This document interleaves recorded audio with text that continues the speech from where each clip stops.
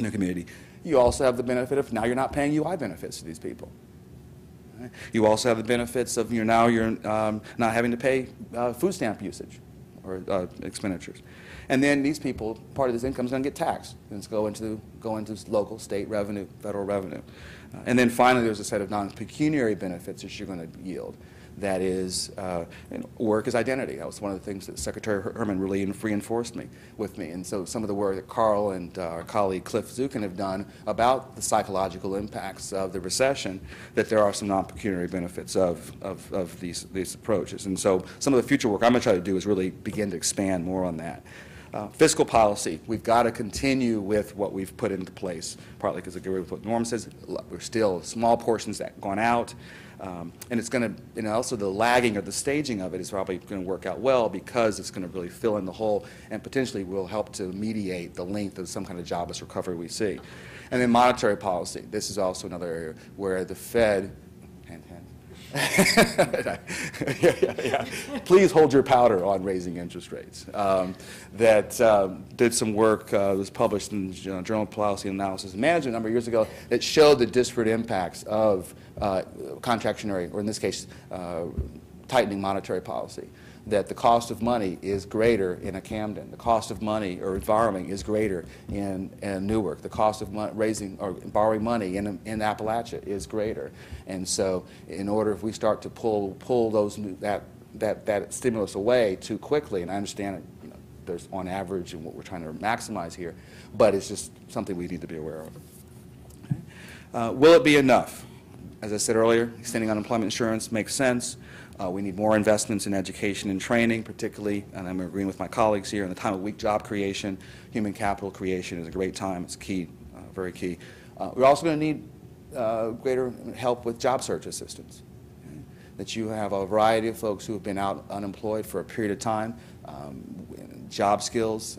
One of my colleagues, former student, we're doing a piece on depression, clinical depression, and it's linked to labor market outcomes.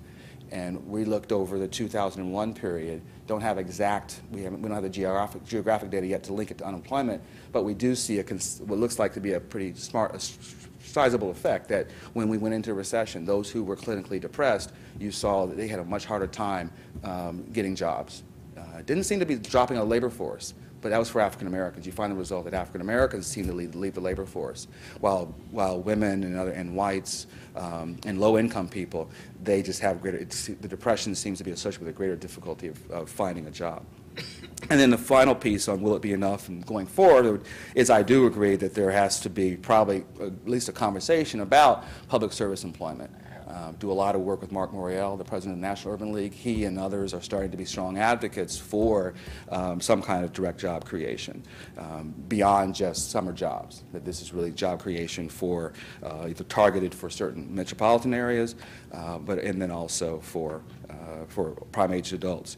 And then the final piece on how do we really shift or increase labor share. That the United Nations has this wonderful concept they call human priorities. And human priorities are basically your investments, the community's investments in productivity type related efforts, so education, training, but not only specific to individuals, but to your community, okay? To your community, parks, recreation, but also social safety nets. And the interesting finding here that I did over the 1959 to 2007 period, we found that basically we were rising up in the post-World War period up until the mid-1970s to where at the federal level we were spending about 17% as a share of GDP on human priorities. Right at that time you began to see a slowdown, okay? Where today we're at about 20% of federal government's funds are on human priorities.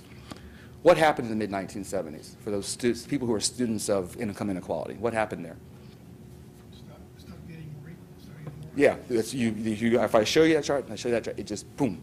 And I believe there's a connection with our slowdown in investment in human priorities with the growing income inequality that not only hurt people at the bottom fifth of the income distribution, but also even to the middle part of the income distribution. All right.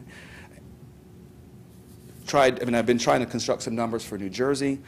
These are very back-of-the-envelope numbers. I want to talk to my colleague Henry Coleman and make sure I'm reading the New Jersey budgets correctly. But just to put these out for you, we have the 7th highest or 7th largest gross state product in the nation.